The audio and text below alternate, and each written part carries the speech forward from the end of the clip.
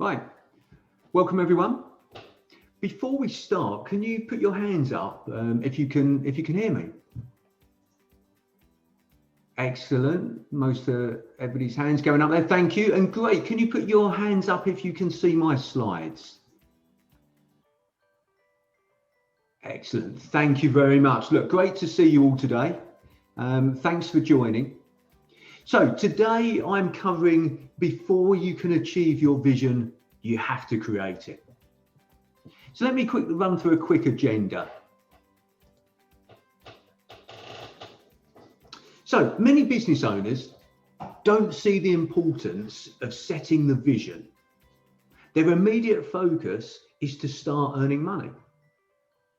They start out on their journey and eventually find they're lost or they've ended up somewhere they didn't want to be, usually working too many hours in the business, not earning the money they believe is possible from their business. They have no exit strategy. And as the business relies on them to operate it, they have to continue working in it to earn money, and they're not able to sell it. So Stephen Covey, in his book, 7 Habits of Highly Effective People, refers to this as making sure your ladder is against the right wall before you start climbing it. So together, we're going to go through the value of having a clear vision for your business, and more importantly, for you.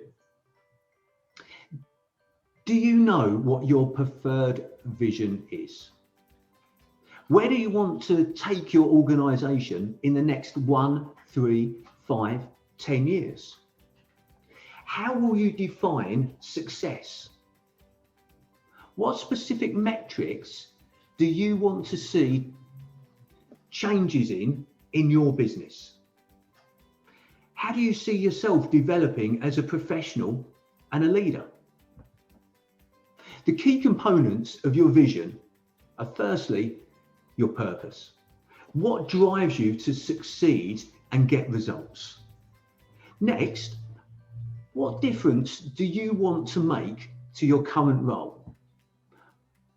What do you see your purpose as a leader?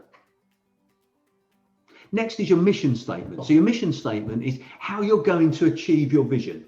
What is the ultimate mission or contribution you're making to yourself and to others? Next, your values. What are your top 5 or 10 values that define how you work? With what kinds of people do you like to work? What are the values that you reject or that violate who you are? What kind of people do you not like to work with? Okay. Next, we've got culture. How will communication implement and measure those values in your business, your team, the customers and clients you attract? Okay, so let me just clarify that again. How will you communicate, implement, and measure those values in your business, in your team, in the customers and clients you attract? And ultimately, what are the staging posts on your journey to your end destination? How will you know you're progressing towards achieving your vision? And that's what your goals are. So firstly, a little bit about me. I left school at the age of 16 and set up a market stall with 2 of my best friends. This is where I developed my passion for business and entrepreneurial flair. Although we didn't become millionaires, this experience motivated me and inspired me, and I went on to achieve a first-class honours degree in finance, including business management. So my interest in business and underlying entrepreneurial skills have been invaluable throughout my successful career in London. I've worked with several large financial institutions, consultants and advisors, including running the commercial division for Nationwide Building Society, where one of my greatest buzzes was lending a gentleman called Irvine Seller money to develop a new building near London Bridge, which is now known as the Shard.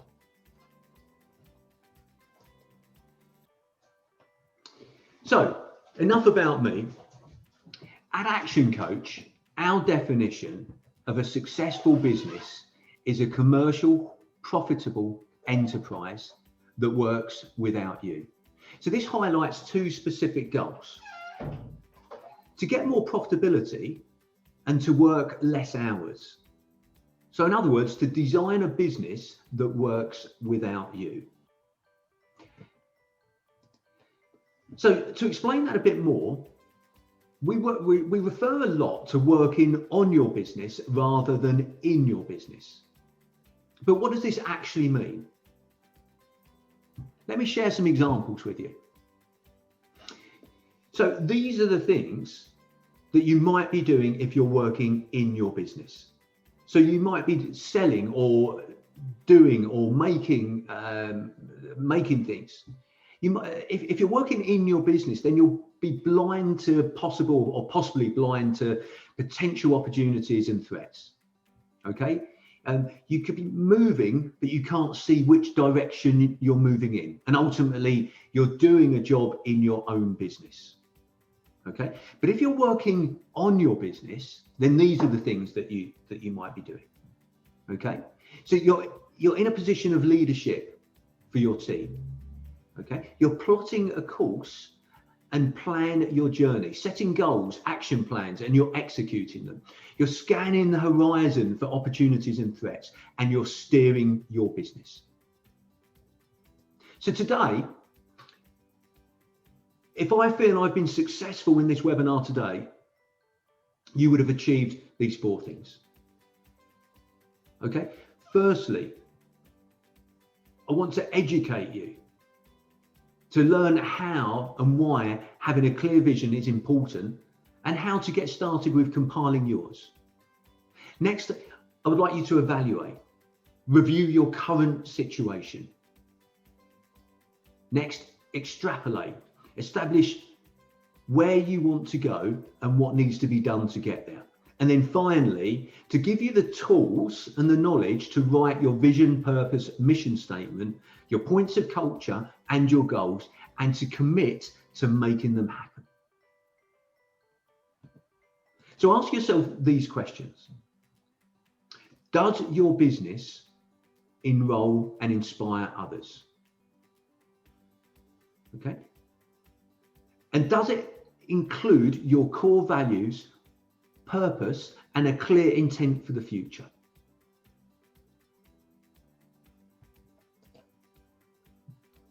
So, how does all this fit together?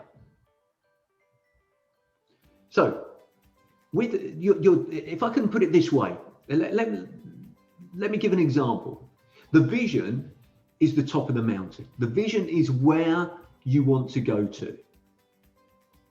Your goals are the staging posts along the way, the things that you're aiming for, the things that you know you're making progress towards your end destination or your vision. Your mission statement is the road to get there. It's the route that you've set yourself, and it's how you're going to achieve it. And then finally, your culture, or what kinds of people do you want to bring to the top of the mountain with you? Who are the people you like working with? So let's have a look at destination first of all. Okay, destination mastery is all about clarity.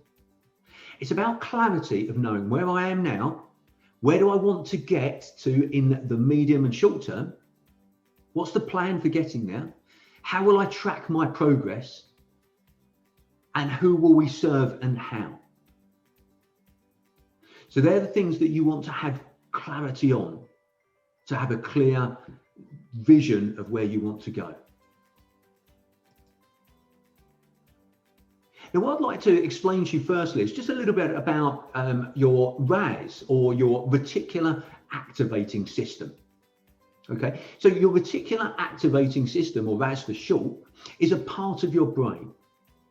Okay, and it's your internal compass. And what you do by setting your vision is you're setting your internal compass of where you want to go. And subconsciously, your brain is then telling you the things that you need to be doing because you've set your vision on how to get there. Look at it like a sat nav in your car. You've set your sat nav of where you want to go, and your sat nav is helping you to get there. Okay, so your RAS, or your reticular activating vision, your reticular activating system, is your compass, your internal compass. So first of all, let's look at the first point here, which is vision. Okay, your vision, as I say, is your ultimate destination. It's your what. What is it that you want? A vision statement is a document that states the current and future objectives of your business. The vision statement is intended as a guide to help you make decisions and align your business philosophy and declared sets of goals. Some might think that a vision statement is a waste of time, but it fills a vital need for the company. If you don't know where you're going, how do you know how to get there? A strong vision statement also works to help differentiate your company from others. All companies want to become profitable, but a company that can set an agenda to achieve that goal is going to set itself apart and inspire others. Use a vision statement to focus the efforts of your business on the core competencies it needs to achieve its goals. Now, this is a quote by Brad Sugars. Brad Sugars is the founder of Action Coach. Being in business should give you more life.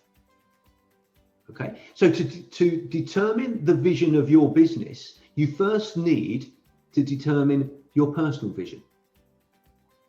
As your business should give you the life that you want, not the other way around. So this is how we start off. Brad Sugars also came up with this formula. So what does it mean? Be times do equals have. Okay, thoughts, actions, results. Now, Stephen Covey, in his book, 7 Strategies of Highly Effective People, writes, start with the end in mind. Okay, so with this formula, we start with the have. We begin with the end in mind. First, what do you want to have? Most importantly, why do you want to have that? Because if there isn't a reason that you want it, if there isn't a strong why you want that thing, then there won't be the passion and drive to achieve it. So it's not just about what you want to have, it's why you want to have it. Okay, and then in order to have that, what do you need to do? What do you need to do to have those things? What actions do you need to take? And then in order to do those things you need to do, how do you need to behave?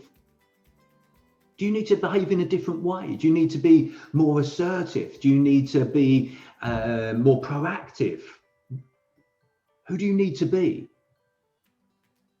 Okay, what you want to have shapes who you become. So let's have a look a bit further on vision and what makes up a vision. So ask yourself this big question. What will your business look like when it's finished?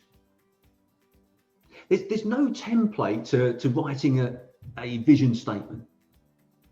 However, a common structure for successful ones include these points. So let's go through each one. Be concise. This is not the place to stuff a document with fluffy statements. It should be simple, easy to read, and cut to the essentials so that it can be set to memory and be repeated accurately. Okay, next, be clear. A good rule of thumb for clarity is to focus on one primary goal rather than trying to fill the document with a scattering of ideas. One clear objective is also easier to focus on and achieve. Next, have a time horizon. A time horizon is simply a fixed point in the future when you will achieve and evaluate your vision statement. Define that time. Okay. Next, make it future orientated. Again, the vision statement is not what your business is presently engaged in, but rather a future objective where the business plans to be. Okay. Then make sure it's stable. The vision statement is a long-term goal that should ideally not be affected by the market or technological changes. Okay. Next is for it to be challenging. Okay. But that said, you don't want to be timid in setting your goals. Your objective shouldn't be too easy to achieve, but also it shouldn't be so unrealistic as to be discarded. Okay. Next, it needs to be abstract. Now, what do we mean by abstract? The vision statement should be general enough to capture your business interests and strategic direction. And then finally, it needs to be inspiring. Okay, it needs to live up to the title of the document and create something that will rally the troops and be desirable as a goal for all those involved in the business. Okay, so what I'm going to do now is just to help you gather some thoughts in relation to that. I'm going to share what I think are some interesting vision statements. Okay, and we've got a variety here. So the first one is IKEA. Very short, punchy, to the point. Our vision is to create a better everyday life for many people. Now, that's aspirational. It's short and to the point. More than that, it sets the tone for the company and makes it clear that they're in the market to offer low-priced, good furnishings that suit everyone's lifestyle. Okay, next is Nike. Now, this is a slightly different one, and the reason I've chosen these ones is because they're all slightly different. So Nike, theirs is bring inspiration and innovation to every athlete in the world. If you have a body, you're an athlete. So if we think back, nobody cared much for sports shoes in the past. They were just another piece of sports equipment. But what Nike did, they saw a future that had not yet existed, in which they delivered products that inspired and motivated people. And look, notice in their one how they included everyone as an athlete. It's clever and it's inclusive. So the next one we've got here is McDonald's. And again, McDonald's have approached it slightly differently. So theirs is to be the best quick service restaurant experience. Being the best means providing outstanding quality service, cleanliness and value, so that we make every customer in every restaurant smile. Now, the power of this is that it's constructed like a checklist. Okay, the word best is a word that requires definition, and McDonald's provides it with the qualifiers. Okay, making the roadmap to success clearly marked with signposts, the staging posts along the way. Okay, and the final one here, obviously include this one: action coaches, world abundance through business re-education. Very clear, very to the point. Our vision is that there's abundance in the world through educating business owners. So with that in mind, let's now move on to purpose. Because once you've crafted a vision statement, the real work begins to achieve that vision. And to achieve that vision, you'll need the right goals. Okay, so we're going to look at purpose. Now, purpose is your why.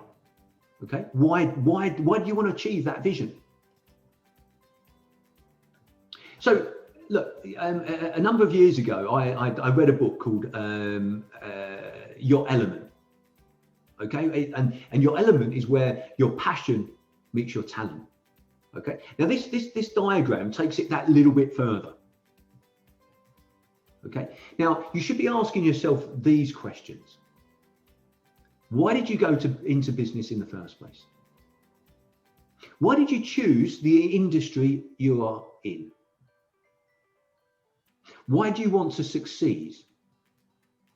What drives you to succeed and get results? Why do you want to make a difference? Why do you want to be a business owner and not an employee? What is the ultimate mission or contribution you're making to yourself and to others? Okay. Now, asking those questions will help you to fill in these circles on here in terms of why do you love it? Why does the world need it? Okay. Are you being paid for it? Do you want to be paid for it? And are you great at it?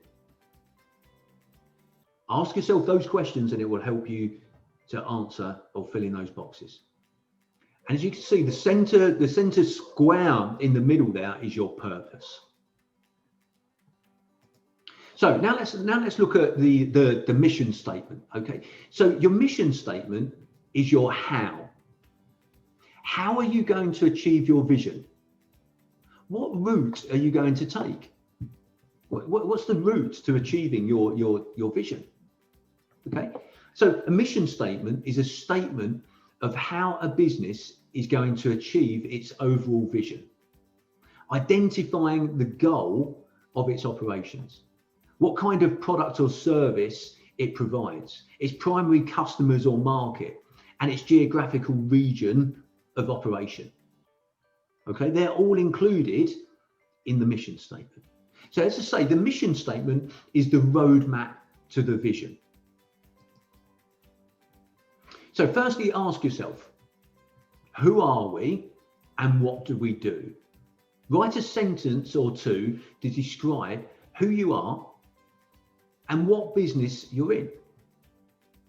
Next, ask yourself, who are your customers? Okay. Take time to describe your target audience. Who are they? How old are they? Are they male or female or both? Do they have children? What characteristics, beliefs, values do they have? Okay. Next, think about what contribution you are making to your target market, to your audience. What product or service are you providing? Okay. What is the pain that they have that you're providing a solution for? Yeah. So next, what distinguishes you from your competitors? What makes the product unique, or why the audience should buy it over another similar product or service? What is your unique selling proposition? And then finally, what guarantees do you offer in relation to your product or service that will meet your target market's requirements and needs? So for instance, I guarantee that I will make my clients more money than my fees. Otherwise, I will refund the difference. Okay.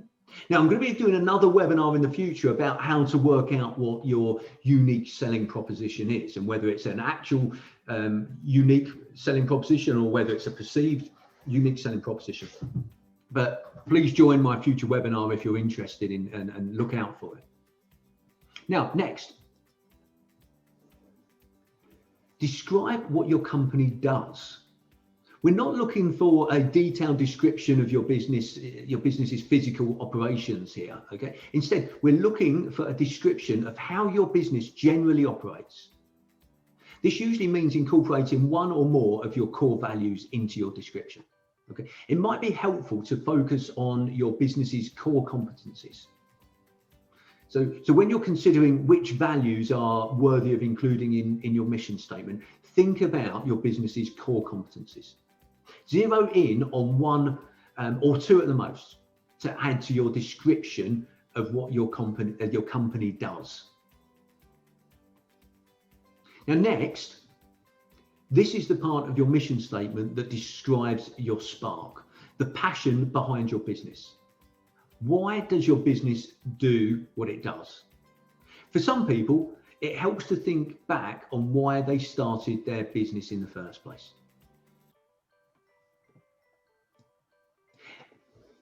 Okay, so when setting your mission statement, think about these things. What words would best describe your business? What qualities do you see in your business now? What future qualities would you like to see in your business? Okay, so there's some questions to just think about when you're creating your vision statement, your purpose, and your mission. So now let's move on to point 4, which is your values. So what are values? Now, your business's values are those things that are important to your business. Now, I mentioned the things that are important to your business, but they generally stem from the founder's values. But it's what is important to your business. Now let's have a look at some different types of values. So first of all, we've got core values. So your core values are deeply ingrained principles that guide all of a company's actions. They serve as a natural or cultural cornerstone. So core values should be inherent and sacrosanct. They can never be compromised, either for convenience or short-term economic gain. Core values, these are the ones, as I say, that often reflect the values of the company's founders. Okay, core values should not be confused with aspirational values. Okay, aspirational values are those that a company needs to succeed in the future, but currently lacks. So a company may need to develop a new value to support a new strategy, for example, or to meet the requirements of a changing market or industry. Okay, so they're your aspirational values. So aspirational values need to be carefully managed. You've got to ensure that they don't dilute the core values.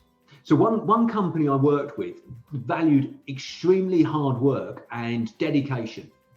Its employees were known to work late into the evenings and on weekends. And at some point, the executive team felt compelled to add work-life balance as an aspirational value, but they ultimately decided against it because doing so would confuse the employees about what mattered most to the company. Now, the next value is permission to play values. Okay.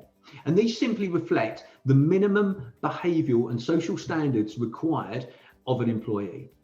They tend not to vary much across companies, particularly those companies in the same industry. And what that means, by definition, is that they never really help to distinguish a company from its competitors. So permission to play values are your business culture. And next, finally, we've got here accidental values. So accidental values arise spontaneously without being cultivated by leadership, and they take hold over time. They usually reflect the common interests or personalities of the organization's employees. So accidental values can be good for a company, such as when they create an atmosphere of inclusivity, for instance. But they can also be negative forces, okay? And they can close down new opportunities.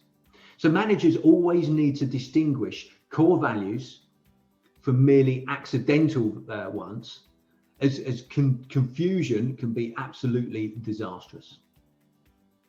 So let's look now at the how. How do you set your values or identify what your values are? Okay, so the first thing that you can do is actually brainstorm it with your team members. Gather a trusted team of employees and brainstorm a list of company values. If you're the boss or founder or co-founder, make sure you demonstrate self-control by remaining open-minded and encouraging the rest of your team to speak with candor.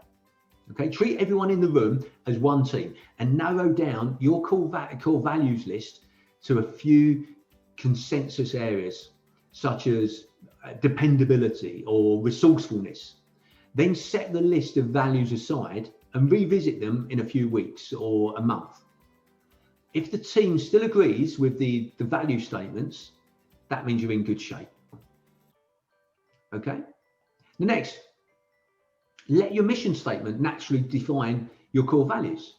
Sometimes your core values can emerge as a natural extension of your company's overall mission. For instance, the founders of Patagonia, the clothing brand, aim to create clothing with a minimal environmental impact. And their core values of eco-friendly sustainability came to reflect that mission statement. So examine and take ownership of your mission statement and see what core values naturally arise. Okay. The third way is ask yourself the important questions. Asking yourself fundamental questions about your company can help to clarify your core values. One of these questions might be, what behaviors or actions would the company value over profit?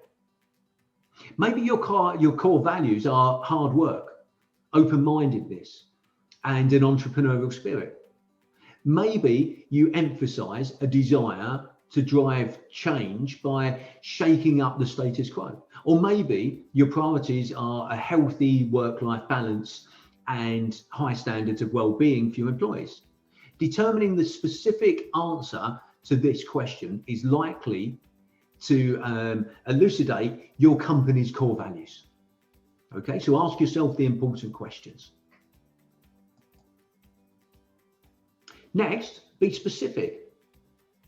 In a perfect world, a company's core values are clearly defined to the point where all decision making is done through the lens of those values, even down to the hiring process. Your core values should act as the framework through which you hire entry-level employees and handle human resources. And they should be specific enough to attract the people you want to attract. For instance, if your core value is to seek continuous improvement through risk-taking, you would likely shy away from hiring people who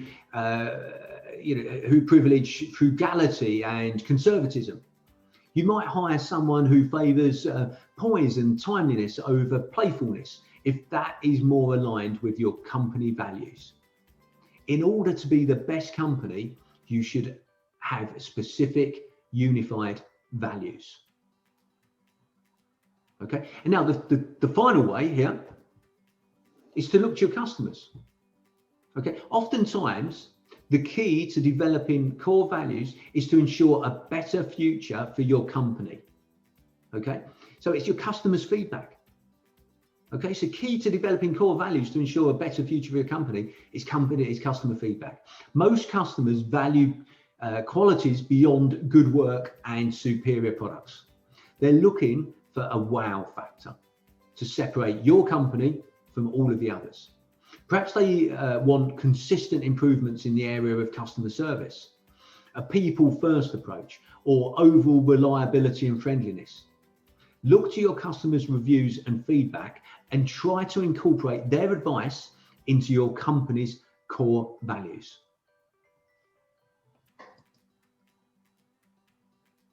So, your core values and purpose determine who you are. So how do you apply all of this to your business? Once you've determined who you are, you need to be clear on what business you're in. How often do we get the question, what do you do? Irrespective of the situation, think about what you answer. All too often, we respond with the what, not the why. We're answering on autopilot. It's how we're all programmed. This tiny difference in response reveals an enormous opportunity for both marketing and sales. And the answer lies in having a simple but compelling value proposition. Now, would I be better to answer, if somebody said to me, what do you do? Would I be better to answer, I'm a business coach? Or I help business owners achieve their business goals and fulfill their personal dreams. Which one sounds more compelling? Okay, a big mistake I see in marketing is when business owners don't have clarity on who their customers are. They spend time and money targeting the wrong suspects. Finally, what makes you different? And I'm not talking about being cheaper here. There's other things that make you different. So let's look at the fifth point here, culture. So company culture refers to the attitude and behaviors of a company and its employees. It's evident in the way an organization's people interact with each other, the values they hold, and the decisions they make. Your culture transforms your company into a team. Yeah? So the culture of your organization sets expectations for how people behave and work together, and how well they function as a team. In this way, culture can break down the boundaries between siloed teams, guide decision making, and improve workflow overall. So the feeling of unity is one reason why creating a company culture is an important aspect of your business. Unity positively impacts the company by solidifying values and goals among employees, and also increases company morale. Having a defined company culture gives your team something to be excited about. So let's look at at why. Okay, your organizational culture will reverberate across all aspects of your business because it represents the way you do business. It's simultaneously your identity and your image, which means it determines how your people and your customers perceive you. So here's a thought exercise. Write down on a piece of paper 5 attributes that best describe your organization's culture. Now, you might write something like good work-life balance, or lots of meetings, or maybe team orientated. Then spend a few minutes thinking about why each of those attributes is important to your organization. Okay, why is it important to your organization in particular? Why is it significant that your company has a good work-life balance? What makes these culture attributes valuable to your people and customers? Okay. So your organizer, this is the first thing to think about. It defines your company's internal and external identity. So the next point here is about organizational culture is about living your company's core values. Yeah, your culture can be a reflection of your company's core values. The way in which you conduct business, manage workflow, interact with as a team, and treat your customers all add up to an experience that should represent who you are as an organization and how you believe a company should be run. So in short, your culture is the sum of your company's beliefs in action. But if your values don't match your culture, that's a problem. It could mean that your core values are a list of meaningless buzzwords and your people know it. A strong organizational culture keeps your company's core values front and center in all aspects of its day-to-day operations and organizational structure. The value of doing so is incalculable. So next is your culture can transform employees into advocates or critics. So one of your greatest advantages of a strong organizational culture is that it has the power to turn employees into advocates. Your people want more than a steady paycheck and good benefits. They want to feel like what they do matters. And when your people feel like they matter, they're more likely to become cultural advocates. That is, people who not only contribute to your organization's culture, but also promote it and live it internally and externally. So how do you achieve this? One way is to recognize good work. A culture that celebrates individual and team successes, that gives credit where credit is due, is a culture that offers a sense of accomplishment. And that's one way to turn employees into advocates. Then again, if your company culture doesn't do this, you may be inviting criticism. So it should come across as no surprise that employees who feel like they're part of a community rather than a cog in a wheel are more likely to stay at your company. In fact, that's what most job applicants are looking for in a company. Ask any top performer what keeps them at their company, and you're bound to hear this answer: the people.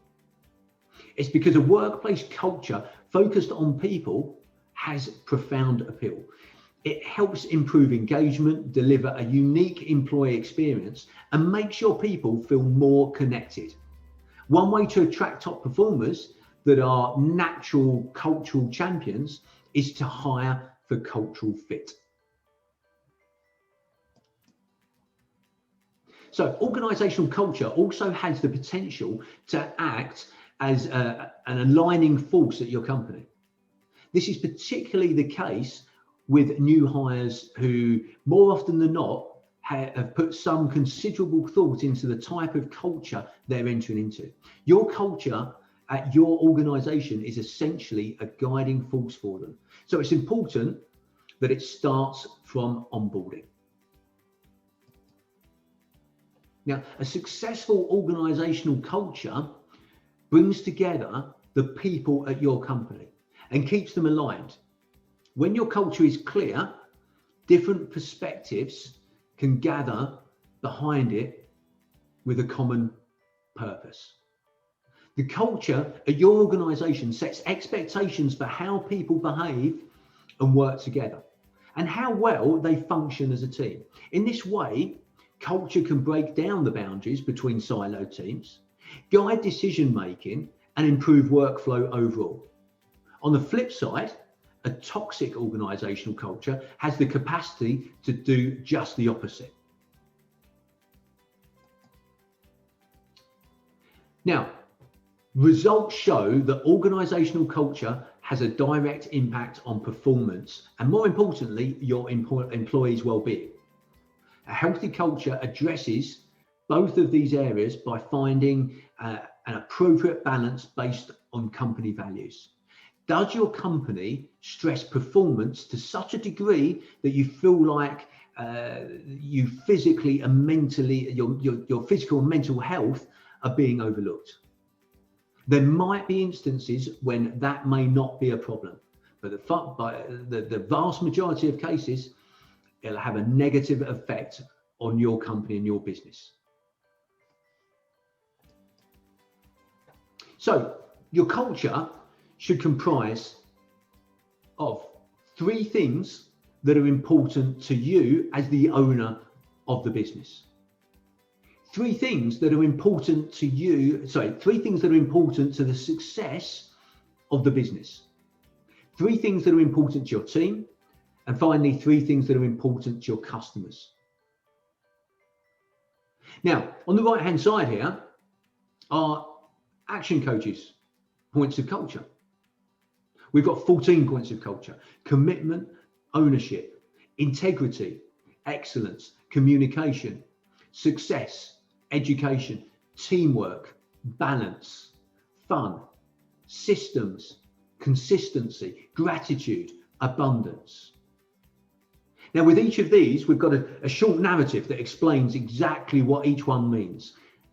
But in theory, just by reading those 14 words gives you an idea of the culture of our organization. Now, let's have a look at goals and about goal setting. Your goals are the staging posts on your journey to achieving your vision. Firstly, let me explain the difference between a goal a strategy, and a task. A goal is a have. It's the result, it's the what. Strategy is the how behind the what. How are you going to achieve the goal? And the task is the do or the detail within the strategy. So goals do three things. They increase the direction and focus. They get movement happening. It creates momentum. And it shapes the person that you become. Or indeed the business that you want your business to become. So how do you set effective goals? Now, I'm sure you've all heard this acronym, SMART. SMART goals are turning vision into achievable, actionable things. It's the common denominator of successful individuals and businesses. SMART goals need to be specific, okay, to ensure that the objective is not vague, that it's not unclear. Okay, unclear objectives are a recipe for disaster. Next, they need to be measurable. What does success look like? How are you going to measure success? They need to be achievable. Whilst goals need to be challenging, they need to be achievable, as failure to achieve goals is the most common reason of demotivation and ultimately giving up. Next, result. What is the result of achieving the goal? Why are you doing it? And then finally, time frame. When are you going to achieve it by? Now, to bring that all together, these are the things you need to be focusing on. Determine your vision. Where are you going? What is your purpose? Why do you want to get there? Write your mission statement, the how. How are you going to get to your end destination? What are your core values that underpin your business? Define your culture. Who do you want to take on the journey with you? And then make sure that you've got SMART goals, the staging posts along the way. Now, if you do all of that, you'll have a successful vision for your business. You'll have something to aim for. You'll know where you're going. You'll know how you're going to achieve it. You'll know why you want to achieve it. You'll know your route on how you're going to get there. And you'll know how to measure that you're moving in the right direction and towards where you want to go. Now, thanks very much for joining, everyone. I hope you enjoyed this webinar. Please look out for future webinars on similar subjects that I'll be covering throughout the rest of this year. So look out for them. Hope you can join me for them. Now, before I go, has anybody got any questions? Okay, so I've got one come in here which says, right, Rob's just asked, what is Kaizen? Well, Kaizen means when, it was when I came up on one of the slides, and it's a Japanese business philosophy of continuous improvement of working practices. So continuous improvement of working practices. Okay, so I hope that's explained that. Sarah's asked, what's the best way of starting to write a vision statement? Look, great question, Sarah. I would start with filling in these blanks. Okay, so 5 years from now, my business will blank by blank. So let me explain that a bit. Five years from now, my business will describe what your business will look like in the future. By what is it that you're going to do? By doing what? That's the best place to start. 5 years from now, my business will describe what your business will look like in the future by doing what? Okay, so I might say something like 5 years from now, my business will have made 50 business owners in East Sussex and Kent millionaires by business re-education. Okay, any more questions? Okay, nothing more coming in there. So, as I say, next webinar, this is my next one that I've got planned. You can't manage time, only what you do with it. So have a look on my website if you would like to join that. And if you would like to book a free coaching session, a complimentary coaching session, please go onto my website and book a meeting with me. You can book a meeting there, complimentary coaching session, just to see if coaching is something that works for you. So I'd love to have your feedback. Please tell me whether you enjoyed this webinar, and indeed, please tell me if you didn't, and give me suggestions of improving it. I'd love feedback. Now, just remember this final quote: the biggest risk you can do is to do nothing. Thanks again for joining. Bye for now.